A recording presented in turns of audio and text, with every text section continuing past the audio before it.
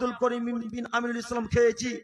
এবার বলেন এই 10 গ্রাম বা 2-1 পিস আলু যেটা পান করে খেয়েছি, এই 10 গ্রাম আলুকে শুধু ডান হাতে ঢুকেছে না পুরো শরীরে গেছে? কোথায়? পুরো শরীরে গেছে। তাহলে এই 1 পিস হারাম আলু খাওয়ার কারণে পুরো শরীর এখন জান্নাতে যাবে না। এবার আপনাকে বলি, আপনি হয়তো বলতে চাইছেন আব্দুল করিম ভাই আমি হারাম টাকার শুধু জুতা পরি বা এই মোজা পরি, আমার পা শুধু জাহান্নামে যাবে, আমার দেহ জাহান্নামে যাবে না। তাহলে এই কথা মাথায় রাখবেন।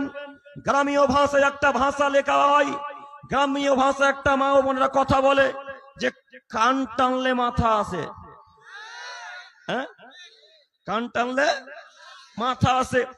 এবার আপনি বলেন যদি এই টাকনু থেকে নিচু দিকটাকে জাহান্নামে রেখে দেওয়া হয় তাহলে শরীর কোথায়?